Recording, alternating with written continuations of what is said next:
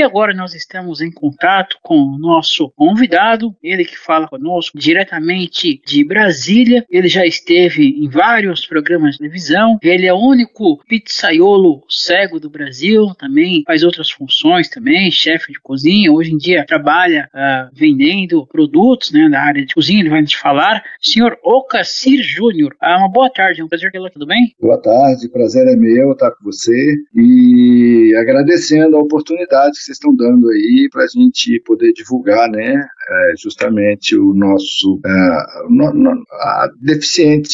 os deficientes, né, que tem pouca visibilidade, e isso é muito bom a gente ter essa oportunidade. Nós agradecemos a atenção do senhor.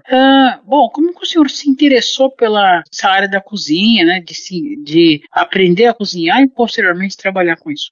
Olha, assim, eu tive um acidente de carro em 2003 e depois de várias tentativas, de várias cirurgias, eu fiz 35 cirurgias, 12 transplantes de córnea, eu fiquei cego dos 2 olhos. Um foi uma negligência médica, outro uma infecção hospitalar. E eu fiquei meio perdido no mundo do que fazer. Eu era bancário, fui aposentado e acordava de manhã cedo, não tinha o que fazer. Então eu comecei a pensar em trabalhar com o que eu sabia fazer, que era comida. Comecei a trabalhar com comida em casa, fiz cursos, né, e fui difundindo esse trabalho. E aí com a gente trabalhando no que a gente gosta, né, que é comida, e eu fui difundindo. Eu sou pizzaiolo, sou o único pizzaiolo, na verdade, sou o único pizzaiolo cego no mundo, e trabalho como, na realidade eu sou cozinheiro, não sou chefe, né, cozinheiro. O pessoal fala, chefe, não, mas eu sou cozinheiro, eu gosto de cozinhar, tenho prazer. Então a culinária é essa. Em Brasília nós tivemos inclusive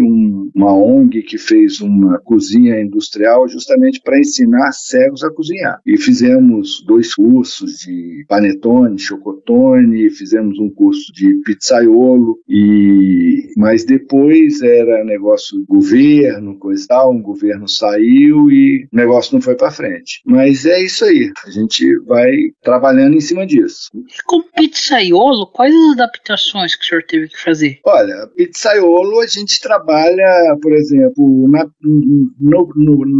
na pizza, por exemplo, que é onde você vai abrir com rolo, né? E você tem que ter abrindo uma massa redonda. A gente consegue, mas eu adaptei de abrir a massa para ser mais rápido. A gente vai abrindo a massa e depois a gente corta com uma assadeira, entendeu? E aí a gente preassa a massa e recheia ela e congela. E a gente trabalha com ela congelada. Agora, ultimamente eu não estou trabalhando com pizza porque eu mudei, morava numa casa grande, eu tinha uma cozinha industrial de 70 metros quadrados, e agora eu estou trabalhando num apartamento, que é um apartamento pequeno, eu estou trabalhando num fogão de 4 bocas, eu não tenho como fazer, eu estou trabalhando mais com comida. A gente faz, finais de semana, a gente faz algumas comidas especiais, e faço empadão, empada, quibe de abóbora, quibe de carne, sabe? Lasanha. Então isso é tudo produção minha mesmo, massa feita por mim mesmo, sabe? E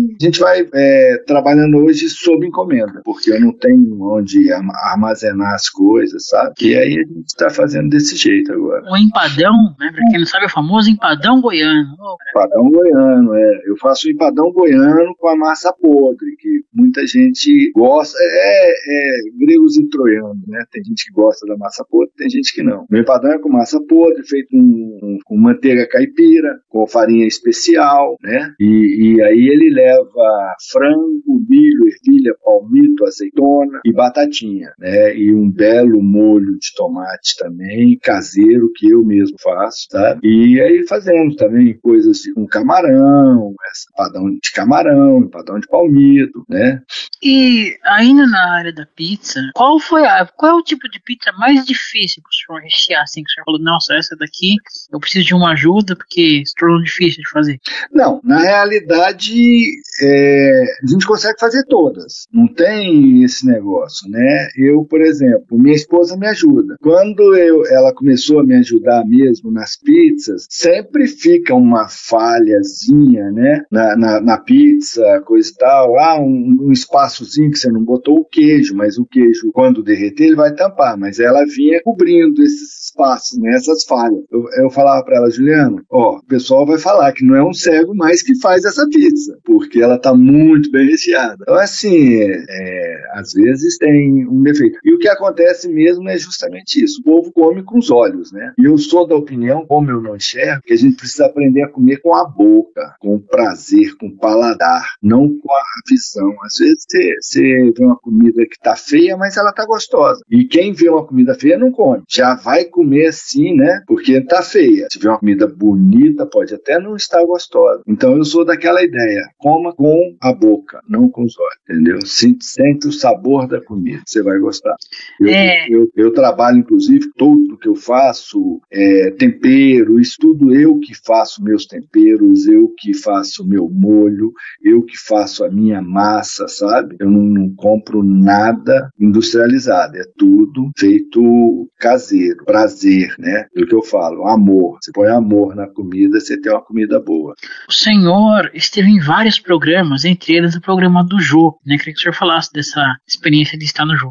Eu tive no Jô Soares, eu fui num congresso no Rio de Janeiro, na Estácio de Sá, foi acessibilidade do deficiente visual ao mercado de trabalho. E lá eu fui convidado para ir num programa, numa pizzaria no Rio de Janeiro, mas que eu não pude ir porque lá eles trabalham com forno de lenha e eu não consigo mexer em forno de lenha. Eu pedi um forno Volpe, que é um forno a gás de alta pressão, e o shopping lá não deixou, por causa do gás. E aí, na época, o assessor de imprensa dessa pizzaria fez uma divulgação, o pessoal do Jô Soares viu e quis me conhecer. Aí me convidaram para a gente ir no Jô Soares. Eu fui lá, fiz uma pizza, foi em 2005, fiz uma pizza ao vivo, né?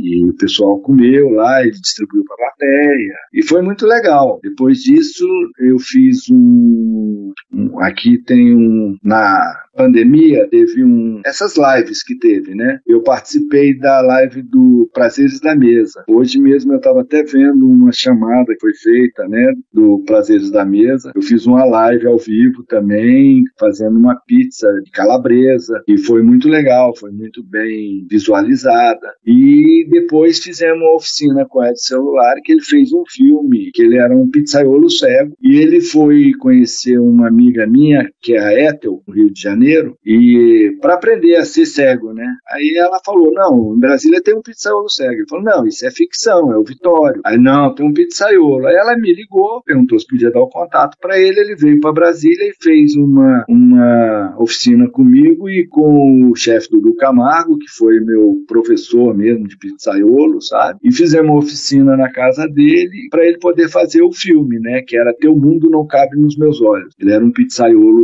ele era cego e herdou uma pizzaria do pai dele no Bexiga. Então ele tinha que trabalhar e ele teve, inclusive, a história desse filme é muito parecida com a minha, porque ele fez uma cirurgia que ele voltou a enxergar, mas no final ele pediu para reverter essa cirurgia porque ele não podia fazer o que ele gostava, que era fazer pizza, fazer força, entendeu? E ele não quis mais. E eu tô nesse programa aí de célula-tronco, eu fui falar com o meu médico, se eu não pudesse mexer com forno, e eu sou massoterapeuta também, se eu não pudesse mexer com massagem, eu não queria voltar a enxergar. Ele falou, não, você vai poder fazer tudo isso, né? Mas célula-tronco ainda tá um negócio meio longe, né? Então estamos aí no aguardo. Ainda não tem perspectiva de quando... A perspectiva é para daqui uns 5 anos, né? Eu, com a minha idade, eu não sei nem se eu ainda quero voltar a enxergar. Porque assim, eu aprendi a ser cego, né? E eu tenho, todo cego, todo deficiente tem suas limitações. Mas eu, graças a Deus, eu consigo ter uma independência boa, entendeu?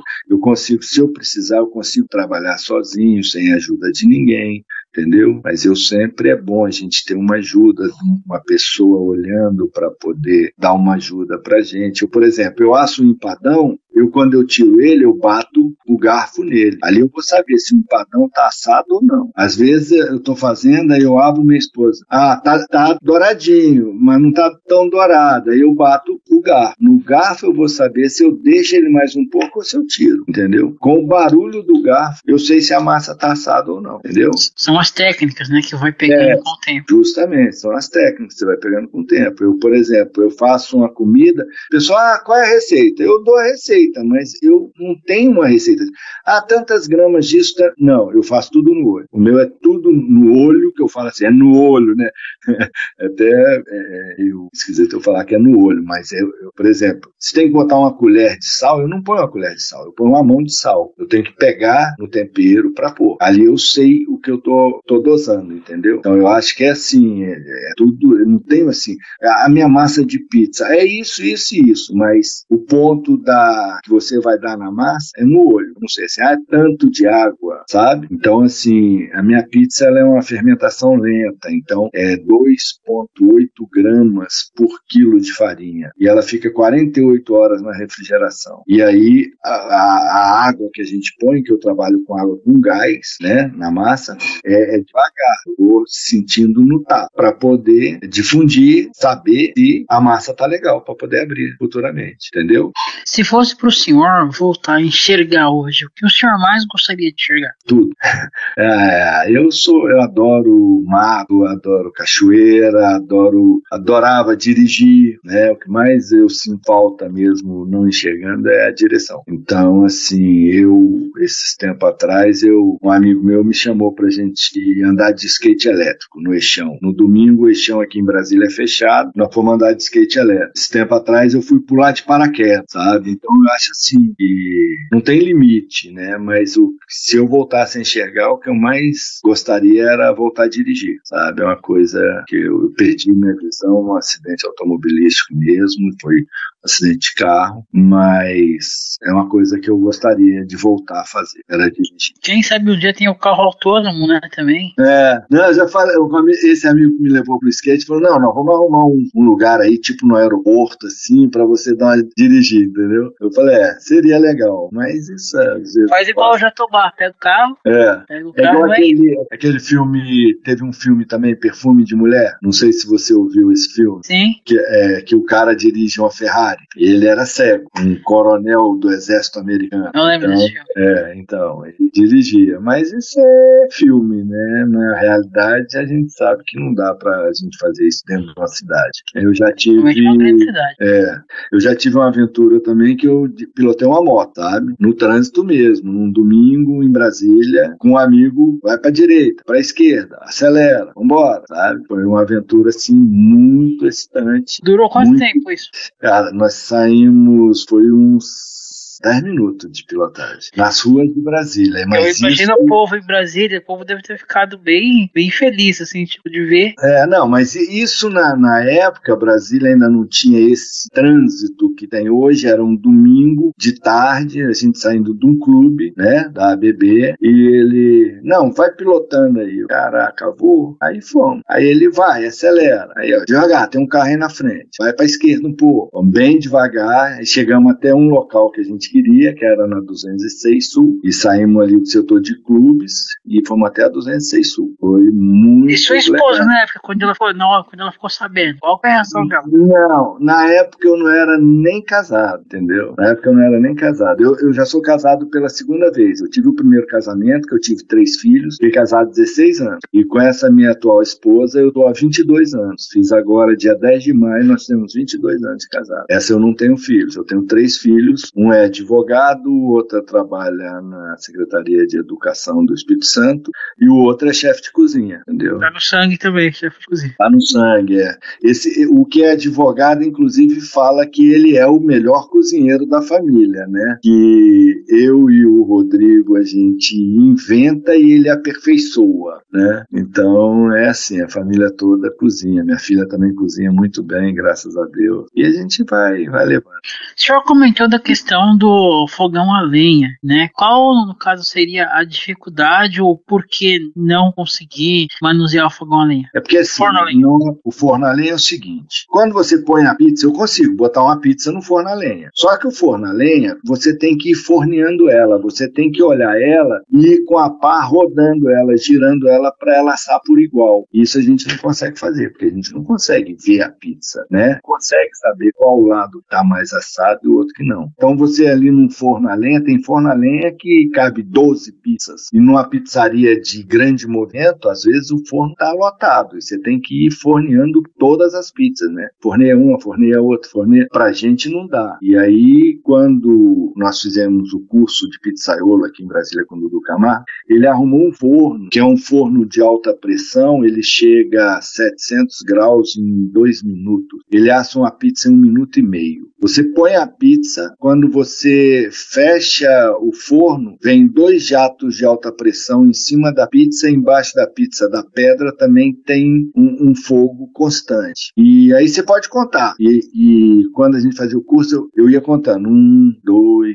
3, até 90. Quando dava 90, eu tiro a pizza. E o pessoal, como é que você sabe? Eu falei, eu contei até 90, deu 1 minuto e meio. A gente tirava a pizza e a pizza estava boa, entendeu? E aí no forno a lenha não dá pra gente trabalhar. Nós fizemos um evento, inclusive, aqui, que era para angariar fundo para uma ONG também, de deficientes visuais, e nós fizemos esse evento com esse forno. Então eram 4 cegos abrindo pizza, recheando e botando no coisa. E 2 pizzaiolos profissionais, um cortava e o outro servia, sabe? Um botava no forno, tirava e o outro servia. E foi uma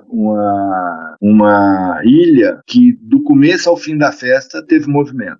Foi a sensação do evento, foi os pizzaiolos cegos, né? Ah, imagino. Deve ser assim. Todo mundo que passava e dava uma olhadinha. Todo mundo queria, né? Então era 3 abrindo massa, eu recheando, e esse pizzaiolo botava no forno, o outro tirava, o outro cortava e servia. Isso foi assim até 2 horas da manhã, a gente trabalhava em parar. De 10 às 2 da manhã. Era pizza uma atrás da outra. De 1 minuto e meio saiu uma pizza. Qual o recheio de pizza assim, mais diferente que o senhor já viu, assim, que já pediram? Olha, eu tinha 16 tipos de recheio, né? Calabresa, pepperoni, catuperoni, que era com catupiry, palmito com creme de leite, frango catupiry, marguerita, banana, açúcar e canela, queijo coalho com rapadura, né? Creme cheese com goiabada. Então, era vários sabores. Agora, a pizza, para mim, uma das melhores pizzas, que foi no curso que eu fiz, que era uma pizza com molho vermelho e molho pesto, aí mussarela de búfala, e aí vinha presunto de Parma, parmesão em lasca e tomate seco. Então, assim, era uma pizza muito boa para mim, foi uma das melhores pizzas que eu já comi na vida. Hoje em dia tem bastante pizza, né, que o pessoal coloca tomate seco também. Tem várias pizzas. Hoje em dia o povo põe até picanha na pizza, né? Tem pizzaria aí que tem 100 tipos de pizzas, é uma coisa assim. Que, na realidade, na Itália, a pizza calabresa só tem o molho calabresa, cebola e calabresa, não tem queijo. A pizza que tem queijo, na Itália, é a pizza de mussarela. Então, a portuguesa, ela tem um recheio portuguesa e molho, não tem mussarela. No Brasil, eles inventaram de todas as pizzas ter mussarela, né? Então, isso não tem na Itália. E pizza doce tem na Itália? Rapaz, então não sei te dizer, tá? Eu sei que quando eu aprendi, que eu estudei isso, eu sabia dessa pizza, né? Da pizza de sal. Isso deve ser coisa mesmo de brasileiro. O brasileiro gosta de inventar, né? De inventar, né? Então, aí já viu até pizza de estrogonofe, cara? Isso não existe. Você pega um estrogonofe, joga em cima de uma mussarela, joga no forno, sabe? É muita coisa que é aquela história, o povo gosta de comer, e essa pizzaria rodízio é a que mais tem, é isso, né? Então, a pizza doce mesmo que eu gosto muito é queijo coalho com rapadura. E banana, açúcar e canela. Essas eram as pizzas doces que eu fazia. Aí depois fazia a tal da Califórnia também, que é com frutas, né? Em calda, e tinha essa de creme cheese com goiabada. Ela saía muito. Aliás, o povo do Brasil gosta das coisas com goiabada também, né? Coisa brasileira, né? Um queijo com goiabada goiabada é coisa de mineiro, né? Queijo com goiabada é muito bom. Tudo com goiabada é bom. Então, a gente vive nesse constante de invenção. Eu não gosto muito de inventar, eu gosto de simplificar. Eu gosto de fazer muito comida. Eu faço, por exemplo, eu falo aquela comida de preguiçoso. Você usa uma panela. Então, eu faço um baião de 8, que eu só uso uma panela. Ele vai filé de shoulder, calabresa, bacon. Aí eu vou fritando um a um. E aí vou tirando, reservando. Depois aí você vem com nata, aí você vai arroz, nata, feijão verde, entendeu? E aí você vai misturando os ingredientes tudo. No final, uma panela só, você usou uma panela. E eu faço um baião de 8, é uma releitura do baião de 2, né? Então eu faço uma galinhada também, que eu só uso uma panela. Então, essas coisas a gente vai fazendo, um arroz com piqui, tudo isso eu uso uma panela só. Eu falo, comida de preguiçoso. Não suja muito, vai sujar uma panela e a comida tá pronta. Em Goiás tem muita farinha de pequi também, eles fazem tudo com pequi, mas tem a farinha de pequi também. Tem, Goiás tem tudo. Piqui tem a festa do piqui, né? Quem come mais piqui, aqui a gente tá perto aqui, mas os melhores piquis não são de Goiás, tá? Os melhores piquis são do Mato Grosso e de Minas Gerais. E o pequi tem uma curiosidade que é difícil de comer, né? Que tem aqueles espinhos, tem que saber comer, né? Tem que saber comer. Agora parece que estão inventando um piqui sem espinho, né? A Embrapa aí tá inventando um trem desse aí. Mas o gostoso do piqui é justamente você roer. Piqui é aquela ideia, ou ame ou odeie. E para quem ama, é você comer ele raspando, né? Justamente com delicadeza, para não pegar o espinho, mas não tem muito problema não. É só se você morder o caroço. Eu adoro piqui, eu como piqui o ano inteiro. Eu congelo piqui para comer o ano inteiro, entendeu? Sim. Todas as vezes que eu fui lá pra Caldas, eu já fui lá há vários anos. E eles falam do pequi, assim, faz tudo com pequi, impressionante. Aqui perto da minha casa tem um restaurante que eu vou lá de vez em quando, se chama Fogão Goiano. Todo dia tem arroz com piqui. Todo dia. Eles usam aquele piqui em conserva, né? E aí todo dia tem arroz com piqui. É coisa do Goiás, né? Pastel com piqui, Goiás, tudo. Eles põem piqui. Mas é muito bom. O senhor já imaginou fazer um livro sobre essa história? Eu já pensei, mas eu não sei se um dia eu parei. Eu já pensei em fazer um livro sobre a minha história e sobre, inclusive, sobre as minhas receitas, né? Também na história entrando justamente algumas receitas. Eu já pensei sim, mas é uma ideia ainda que está meio longe. Eu precisaria de uma pessoa para poder ir digitando essas coisas. Porque assim, quando eu fiquei cego mesmo, eu tô com essa minha nova esposa, eu fui aprender o braille. Aí eu fui aprender o braille, que eu falei, não, eu quero copiar minha receita, né, botar meus CDs e coisa e tal. E aí descobri minha mulher. Falei, cara, eu acho que a hora que precisar de uma receita, eu peço para ela ler. Aí fui aprender o Soroban, né, que é a calculadora, né, matemática. Aí descobri que tinha uma calculadora que falava. Aí eu larguei o Soroban de volta. Aí fui aprender computação, digitação, essas coisas. Aí eu falei, cara, eu tenho minha esposa, pra que eu vou? É aquela história de preguiçoso, né? Então, às vezes eu quero Vai deixando mais um pouquinho. Aí eu quero fazer eu quero fazer uma comida, por exemplo. Falei, amor, você entra aí na internet e olha aí umas 3 receitas pra mim, do que eu quero. Aí ela lê 3 receitas, pronto. Aí das 3 receitas eu faço a minha, entendeu? Eu faço uma releitura das 3 receitas e faço a minha receita, do meu jeito, não do jeito que eu vi na internet, entendeu? Então sempre ali é o meu toque, é o que eu gosto, justamente, é o desafio, né? De fazer uma coisa e ficar gostosa. Às vezes você faz uma coisa que você não gosta, né? Às vezes eu faço uma comida e falo, pô, legal, mas o pessoal come e, pô, tá maravilhoso, não sei o quê. Mas a gente é muito crítico, quem mexe com comida costuma ser muito crítico, né? Então você faz uma coisa, você não sabe se você tá gostando, se tá legal, às vezes você acha que não tá legal, mas todo mundo que provou adorou. Eu falo, gente, não é pra... Eu quero crítica. Então tem uma amiga que é, inclusive, ela que faz minha divulgação, né?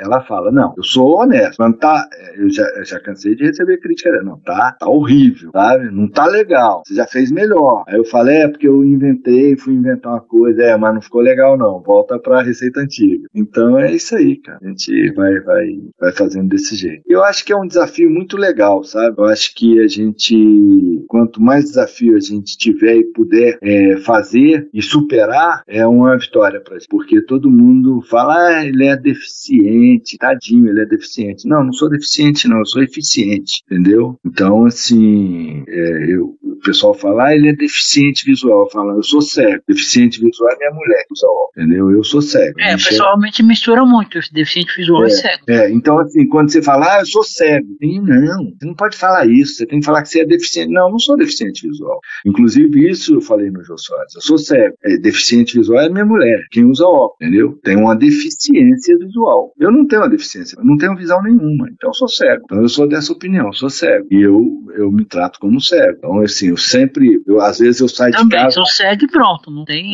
eu saio de casa e vou pegar um ônibus. Se eu tô sozinho para pegar um ônibus, eu vou precisar de uma ajuda, eu vou precisar de alguém, né? Inclusive, já fiquei muito no ponto de ônibus. Pô, se passar o ônibus tal, você me avisa? A pessoa avisa. Aí passa o ônibus dela, ela sai e não me avisa que passou o ônibus dela. Aí eu vou falar com ela, aí alguém fala, não, tinha uma pessoa aqui que não, você vai para onde? Eu falei, não, eu vou para tal lugar. Não, pode deixar que eu te aviso quando passar assim.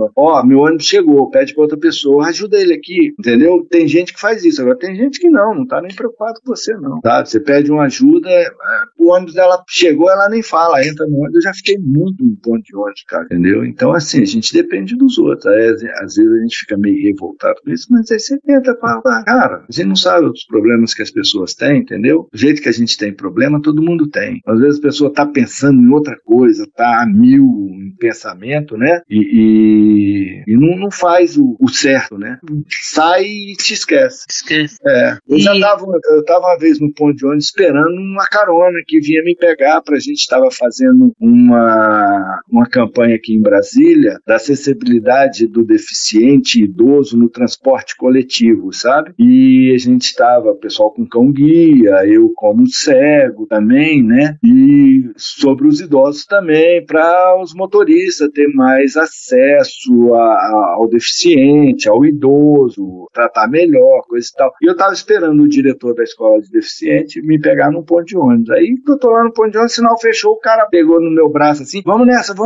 No meio do caminho eu falei, não vou não, eu tô esperando a carona. Você não vai atravessar não? Eu falei, não, ele não perguntou se eu queria ajuda, sabe? Ele pegou no meu braço e me empurrando, vamos lá. Eu falei, não, cara, eu não vou não, eu tô esperando a carona. Então ele achou que eu estava esperando o sinal fechar pra ir, né? E eu às vezes eu sou meio atrevido porque eu vou no barulho do carro, né? Perto da minha casa tem uma avenida que chama W4, passa carro. Um dia eu fui atravessar ela e eu tô assim, ouvindo os barulhos do pneu, né? Aí eu ouvi o barulho, aí vi que não vinha barulho de pneu, saí correndo. Aí do outro lado tinha duas mulheres. Aí uma falou assim, eu não falei que ele conseguia?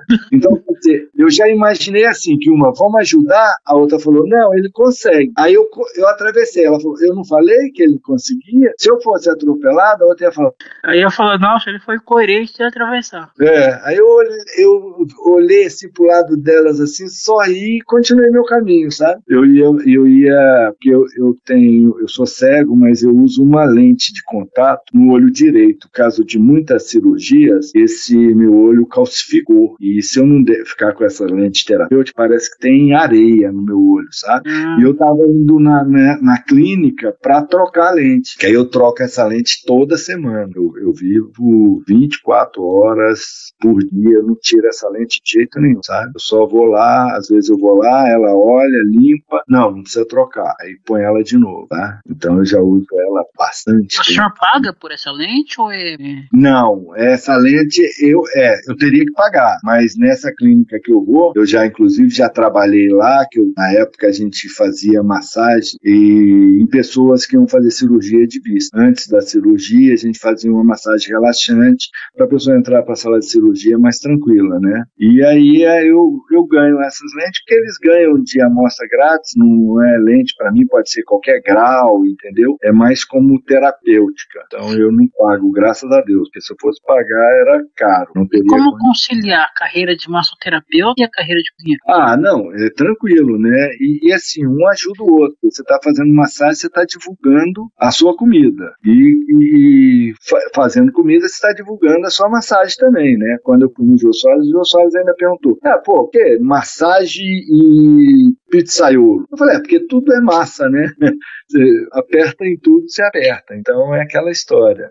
Eu acho que a massagem, eu trabalhei muitos anos, até a pandemia, eu trabalhava no Banco do Brasil, Quick Massage, né?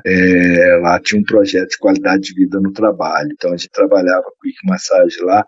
E era onde eu divulgava muito a minha culinária. Então, eu trabalhava lá e vendia muito lá. Hoje não, eu faço em casa, no meu condomínio tem uma sala de massagem, eu trabalho nela também, com hora marcada, sabe? E a gente tá ficando por aqui mesmo. É uma vida nova pra gente, porque a gente morava numa casa grande, agora estamos num apartamento pequeno, um condomínio muito grande, então aqui a gente está tentando trabalhar e divulgar o nosso trabalho aqui. Esse dia para trás mesmo eu fiz uma feijoada moradora aqui do prédio, sabe?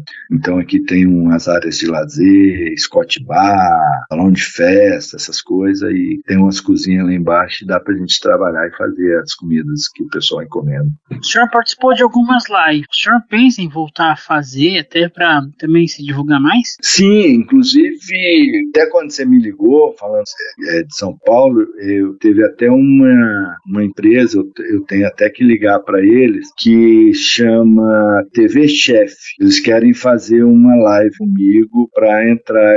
Essa TV Chef é um canal agora no Instagram, entendeu? Estão começando agora e eles querem fazer uma live comigo. Eu fazendo uma comida, viria uma empresa aqui de Brasília para filmar e depois iria para São Paulo para eles editarem e botarem no canal, entendeu? E eu agora essa semana agora eu devo instalar uma câmera também na minha cozinha, que toda comida que eu for fazer, eu vou estar gravando, entendeu? É uma ideia minha e eu quero gravar todas as comidas. Depois eu tenho um amigo que é da assessoria de imprensa do Tribunal Superior Eleitoral e ele vai fazer as edições para mim, entendeu? E eu quero fazer não sei se eu vou fazer um blog, algum Instagram, alguma coisa assim, sabe? Mas primeiro eu quero ter várias receitas prontas para depois eu ver o que eu vou fazer. O senhor já teve a oportunidade de trabalhar com algum outro cozinheiro, chefe de cozinha deficiente? Não,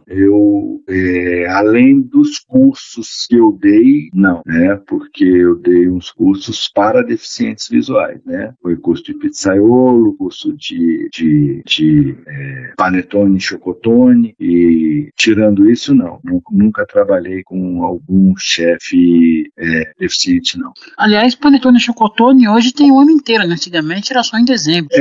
Justamente. Nós fizemos esses dois cursos porque era época de final de ano. Na época eu não sei descrever, mas era mais ou menos 2005. Foi até quando eu fui no Jô Soares. Tinha uma ONG aqui em Brasília que chamava Integra. A primeira dama, a esposa do governador Joaquim Roriz, era presidente, e nós fizemos uma cozinha industrial.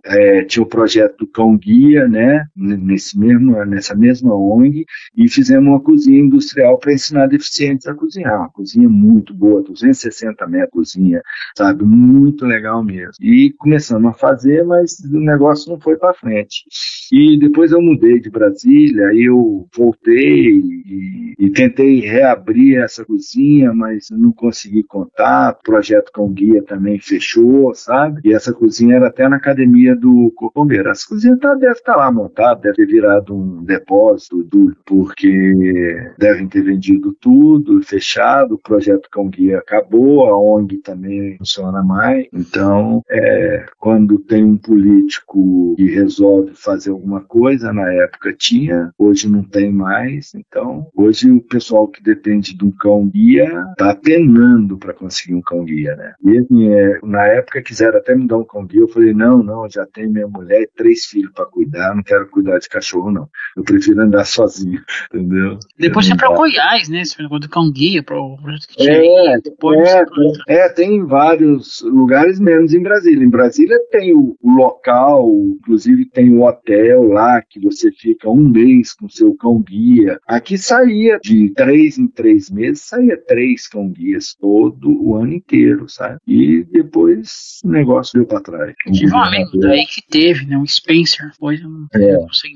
Eu tinha um amigo, foi até meu primeiro professor de massagem, ele ganhou um cão-guia, aí depois tomaram o cão-guia, porque ele com o cão-guia ele não conseguia andar, ele pedia ajuda, ele fazia faculdade, e dentro da faculdade ele pedia ajuda para os outros para ir para um bloco ou para outro bloco, ele não conseguiu andar com o cão-guia, tomaram o cão-guia Não dele. se adaptou. Não se adaptou. Ele não tinha mobilidade dentro da própria casa dele, né? Aí é difícil demais. É porque a gente fala, a pessoa... Tem gente que anda aqui em Brasília, anda para tudo que é lado. Eu ando para tudo que é lado. Eu vou na rodoviária, eu vou no Correio Nacional, eu saio andando de ônibus. Ultimamente, não tanto, né? Porque eu e minha esposa, parceria total, a gente trabalha junto. Então, a gente tá sempre junto, né? Então, tudo que a gente faz, a gente vai no médico, a gente vai no marca médico junto, e eu saí lá da escola de deficientes também, entendeu? Então, hoje em dia eu sou um cego meio dependente da minha esposa, porque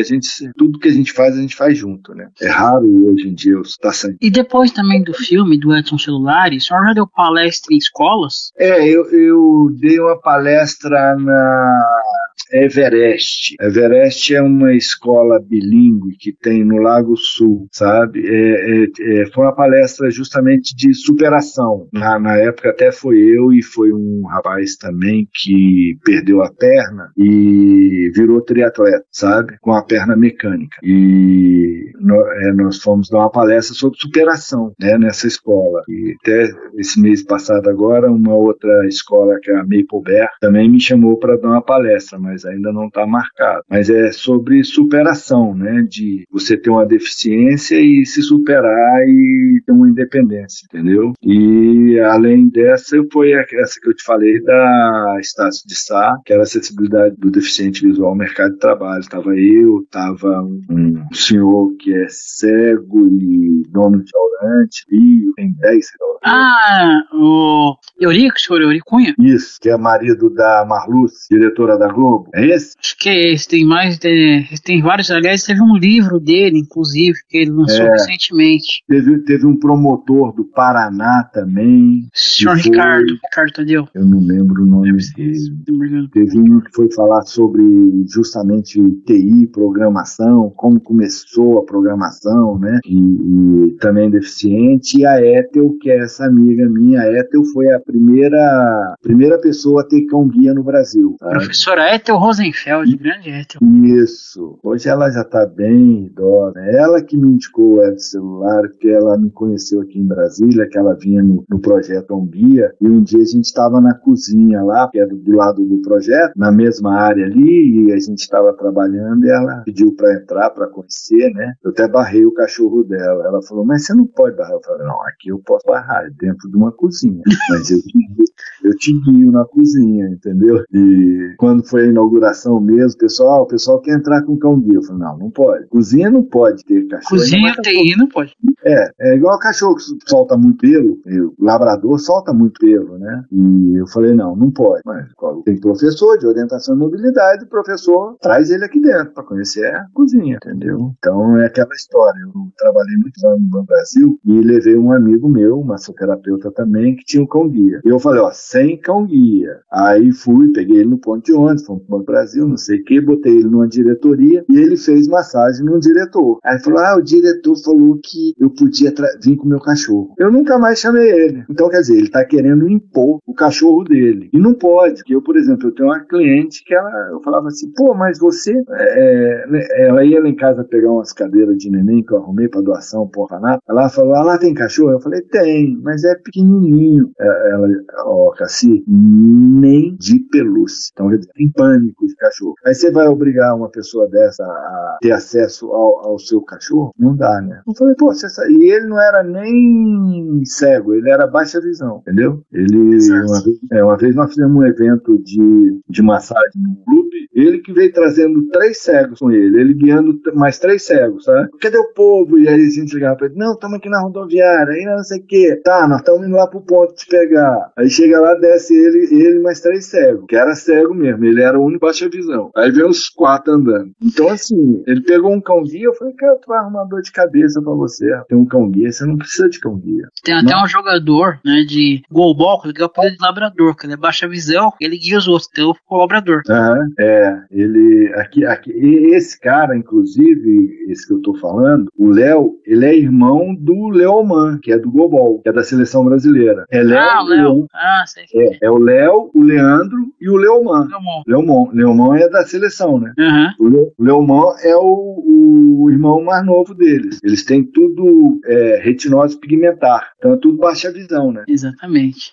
Bom, senhor Cassir, em nome da Web Rádio Teletema, das demais rádios parceiras, do programa Espaço da Inclusão, agradeço demais a generosidade do senhor, a atenção com o nosso programa. Gostaria que o senhor deixasse uma mensagem, passasse seus contatos, fique à vontade. Olha, eu agradeço muito a oportunidade, né, da gente divulgar o nosso trabalho. Eu acho que é muito válido isso, porque é muito difícil você trabalhar, né, uma pessoa deficiente, tanto cadeirante, deficiente em geral, né? Pra gente é muito difícil a acessibilidade e essa oportunidade é muito boa e eu agradeço muito. E quem quiser nos procurar aqui em Brasília, 61, né, o DDD, o telefone de contato é 8208-6588, né? Esse é o nosso telefone de contato. E quando você vier aqui também, nos procure aqui pra gente fazer um almocinho aí, pra você comer com a gente aqui uma comida boa, tá bom? Muito obrigado mesmo, agradeço. E na realidade nós não somos deficientes, somos eficientes. Uma mensagem para todos: trate a gente como igual, não como deficiente. Muito obrigado. Ok, conversamos com o cozinheiro Cassir Júnior aqui na Web Rádio Teletema, programa Espaço da Inclusão.